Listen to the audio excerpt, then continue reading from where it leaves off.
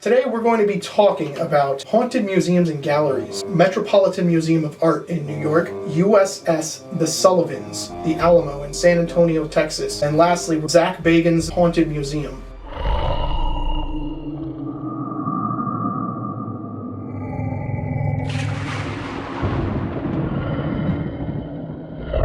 When you bring all those things together, it's like a show called Paranormal Collector. He collects all these objects that could have paranormal attachments to them. Right. And you have a museum as big as the MET, you're bound to have something connected to that. Absolutely. I definitely think that it's a prime location for paranormal activity. We do have some reports of ghostly apparitions there, occasional reports from visitors, mostly staff, witnessing ghostly apparitions within the museum. Some describe seeing figures in period clothing. I don't think that it's significant to the level that it's widely known.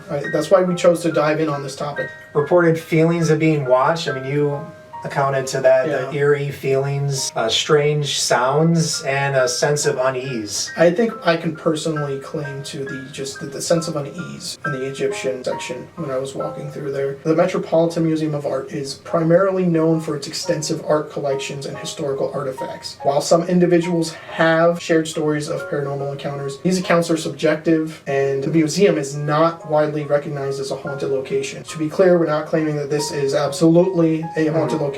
Just during our studies and our research for this topic, we came across these articles, and it piqued our interest as to bring to the attention that something that is not commonly thought could be possible, could be going on over there. All right, what do we got next here? We got the USS The Sullivans in Buffalo, part of the Buffalo and Erie County Naval and Military Park. Ghost Hunters, the TV show, was there. People report a lot of shadowy figures. Some describe these apparitions as resembling sailors or military personnel. Which makes sense. Yeah, that obviously makes sense. There have been reports of mysterious sounds such as footsteps, doors creaking, voices when no one else is present, too. Well, the story behind this one is that the USS Juneau was sank. It was a Fletcher-class destroyer. It was already damaged, and it was returning to port. And on its return, it was hit by a torpedo, Yes. right, from Japanese forces. And there were 5 brothers, the Sullivan brothers. They were, all 5. So all 5 of these brothers were in the Navy, and they were on this ship, and it was sank. Unfortunately, all 5 of them died. The oldest, I believe, George, he survived the initial sinking of the ship. He tried to swim down to try to save his brothers, as many of his brothers as he could, and he drowned during that attempt. But there's multiple theories as to how he died, but he was the longest surviving until all 5 of them died. The other thing is that happened on... Oh yeah, that's right. It happened on November 13th, similar to one of the instances we were talking about last week. And not only November 13th of 1942, it was a Friday the 13th. So they commissioned a new ship called the USS The Sullivans. This was made in honor of the brothers that died, and they actually made a rule where all of the brothers in a family cannot serve together. Because in this instance, all 5 brothers stuck together intentionally. They willingly did this. They thought they would be safer and have a higher chance of coming back together after the war if they all stuck together and watched each other's backs. And tragically, all 5 of them died. They made this ship in honor of the brothers, and they named it after them. The ship is now a museum, but there's claims of paranormal activity that the ship could be haunted. I think that if it is, it could be the fallen crewmates of that ship that was taken down, as you know. The Alamo in San Antonio, Texas is a historic site with a rich and somber history. There's a lot of reports of ghostly encounters dating back to just days after the event happened. Some visitors claim to have seen apparitions of soldiers in 19th century military attire wandering about the Alamo. The current sightings are often associated with the historical events. That is interesting, because the one that we're going to get to that spoke to me the most here was a sighting that happened just days after the battle. If they're still seeing stuff with attire from those historical events today, that's just lends more towards the confirmation that these are spirits from the battle.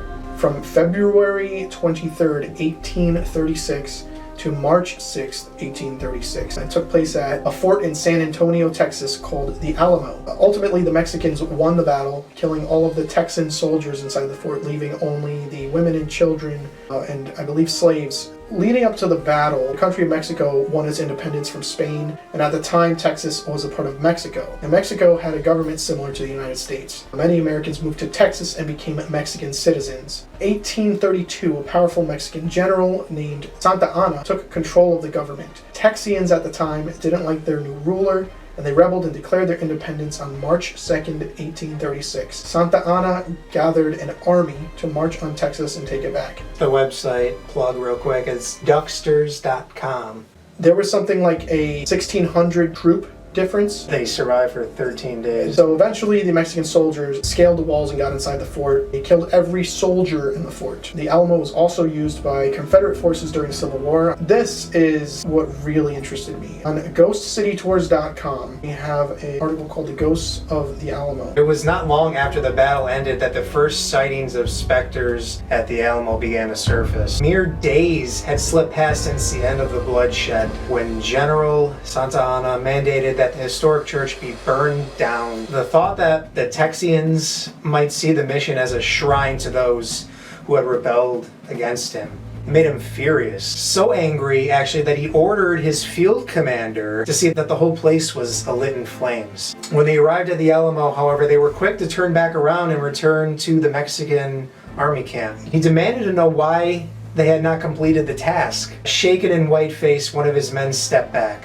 He regaled of 6 Diablos who had stood before the Alamo. Each spirit had held a flaming sword, encircling the group of soldiers as they blocked the entrance to the mission. They feared destroying the church and what might happen had they done that. And that's not it. Yeah. There's more. There's definitely more. Rumors circulated that entities protecting the Alamo were those men who died during the battle, while others claimed that vigilant specters must have been the old Franciscan monks guarding their mission. He didn't believe it. He was skeptical. He'd go there himself then. He enlisted a few men and set off towards the Alamo. Santa Anna's orders to burn the place down ringing loud in his ears. When he arrived, he directed his troops to the Longhouse Barracks. Only this time, instead of the sword-wielding ghosts at the front gates, Andrade spotted a tall male spirit rise up on the roof of the barracks. Clasped in each hand was a ball consumed in fire. The specter held out the flaming weapons, and the Mexican soldiers dropped to their knees. The heels of their palms dug into their eyes to block out the sight, but it was no good. These are accounts from just days after the battle. So I think that these definitely lend credence to people's claims today of seeing entities over there and seeing paranormal activity. All right, so lastly, we have Zak Bagans Haunted Museum. It's located in Las Vegas. I've been there twice now. We did the all-access tour, but we noticed when we were walking around the basement, you got to keep going straight around. We heard these noises sound like a box shuffling and sound like someone was down there walking with us. You were the only ones there. We were the only ones in the basement, and we heard something shuffling, and we were told we cannot stop. We have to keep walking around the circle of the basement and then come back up like one continuous loop. And we went back up and we said that we heard this. Why couldn't you stop? It was a guided tour, so they just... So we get to everyone else on the tour is waiting upstairs. Right. They send us by ourselves, so they're watching on the cameras. Right. Because they don't want you lingering down there, I guess. Or maybe it's to keep the rest of the tour going. You should be allowed to investigate if you experience something. Yeah. Especially being that Zak Bagans is an enthusiast of this stuff. He should encourage that if you experience something there that you like, whoa, what was that? Let's see if we know what that is. Rather than, yep, come on, let's keep it moving. Visitors have reported experiencing strange occurrences, including unexplained smells, sudden temperature drops, and feelings of unease. Because of that being stated, do you think that influenced people's experiences where they wanted to have some sort of experience? They're like, yeah, it does feel eerie here. I think it could be both. Yeah, I think so too. Let's check out this person that fainted.